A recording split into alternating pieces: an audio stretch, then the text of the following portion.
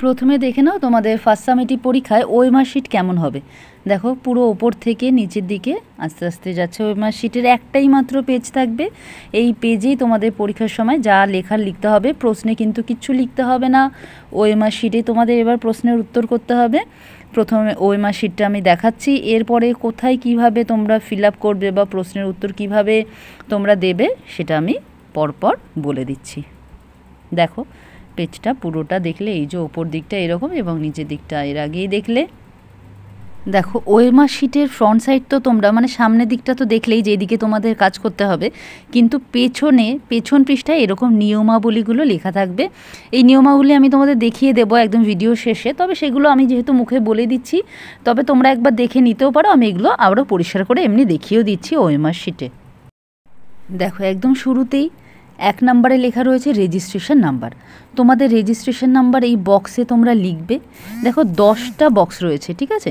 তোমাদের registration number যত নাম্বারে, ধরো যদি 8 নম্বরের রেজিস্ট্রেশন নাম্বার হয় তাহলে ডান দিকের 8টা বক্সে লিখবে, বাঁ দিকে ছেড়ে দেবে। হ্যাঁ, তারপরে ধরো যেই ঘরে 2 লিখলে, তাহলে নিচে ওই ঘর বরাবর নিচের দিকে গিয়ে 2কে কালো বা নীল পেন দিয়ে গোল করবে, সুন্দর করে গোল করবে।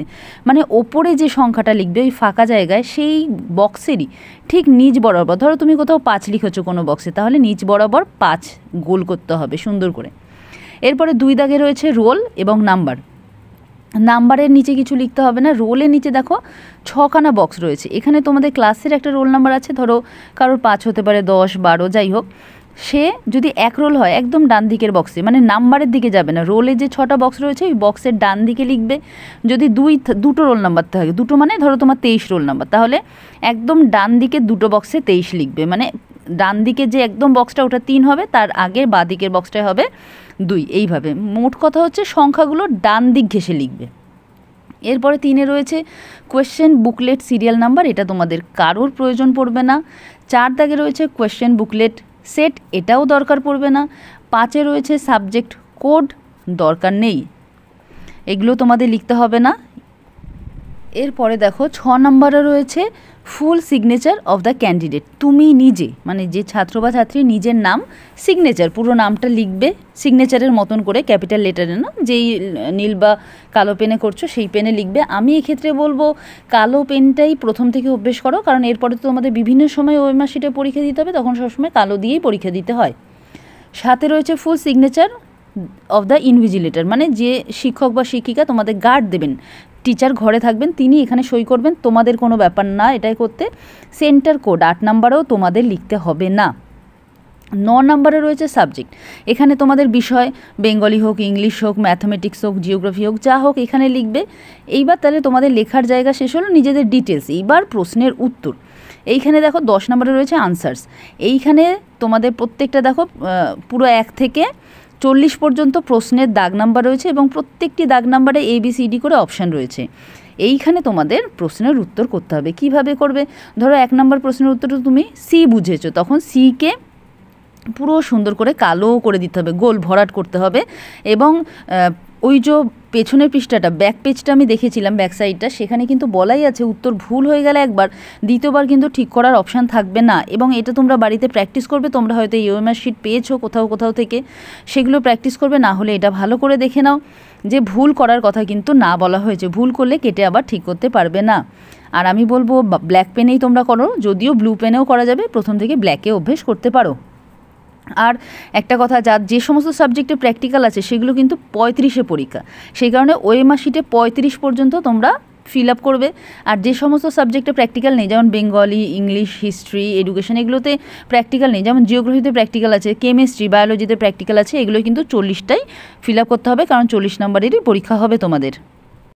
এবার দেখো নিয়মাবলীগুলো এখানে লেখা আছে। বলছে পরীক্ষার্থীকে ওএমআর উত্তরপত্র পূরণ করার জন্য কেবলমাত্র নীল বা কালো পেন ব্যবহার করতে হবে, যেটা আমি আগে বলে দিয়েছি। নীল বা কালো ডট পেন ব্যবহার করতে পারবে, জেল পেন ব্যবহার করতে পারবে না। এবার রয়েছে কোনগুলো তুমি ফিল আপ করবে, কোনগুলো তুমি ফিল আপ করবে না, সেগুলো আমি আগেই বলে দিয়েছি। 3 নম্বরে রয়েছে যত্ন সহকারে বৃত্তগুলি পূর্ণভাবে মানে ভরাট করতে হবে পুরো। হ্যাঁ, আর ভরাট করতে করতে পেনের কালি যেন বাইরে না চলে যায়। 4 নম্বরে রয়েছে প্রদত্ত উদাহরণ অনুযায়ী একটি প্রশ্নের উত্তরে কেবলমাত্র একটি বৃত্তই করা যাবে। দুটো বা তিনটে করা যাবে না। দেখো উদাহরণস্বরূপ বক্সে করা রয়েছে, এই যে প্রথমে রয়েছে ঠিক, মানে যেগুলো দেখানো হচ্ছে ABCD করে, দেখো বি অপশানটা ঠিক আছে, এটাকে এরকম ভরাট করলেই শুধুমাত্র তুমি রাইট পাবে পরীক্ষার সময়। আদারওয়াইজ দেখো পরেরটা কেটেছে, তারপর তো একটা টিক দিয়ে দিয়েছে, তারপর একটা মাঝখানে ছোট্ট গোল দিয়েছে, বা একদম শেষেটায় দুটো গোল দিয়েছে, এরকম করলে চলবে না, শুধুমাত্র প্রথমেরটাই করতে হবে যেরকম নিয়ম দেখানো আছে। এরপরে বলছে প্রত্যেকটি প্রশ্নের 1 নাম্বার দেওয়া হবে, হ্যাঁ, আর ভুল উত্তরের জন্য কোনো নম্বর কাটা হবে না, মানে নেগেটিভ মার্কিং নেই। বলছে খসড়া কার্য কেবলমাত্র প্রশ্ন পুস্তিকাতেই প্রদত্ত স্থানেই করতে হবে, মানে যদি কোনো রাফ করতে হয় তাহলে এই প্রশ্নতে করতে হবে, এখানে কিছু করা যাবে না। যদি রাফ করে ম্যাথামেটিক্স বা অন্যান্য সাবজেক্টে যদি রাফ করতে চাও, কোনো প্রকারেই OMR বা উত্তরপত্র ভাঁজ করা যাবে না, ছেঁড়া যাবে না। OMR শিট মানে এই যে শিটটা যেটা ওই গোল করতে হবে তোমাদের, ওই শিটে কোথাওই কোনো দাগ দেওয়া যাবে না। পরীক্ষার্থীরা 9 দাগে রয়েছে, পরীক্ষার্থীরা মানে স্টুডেন্টরা OMR শিট যিনি টিচার ইনভিজিলেটর যিনি নিচ্ছেন পরীক্ষা তার কাছেই জমা দিতে হবে। এই OMR শিট নিয়ে বাড়িতে যাওয়া যাবে না। 10 নম্বরে রয়েছে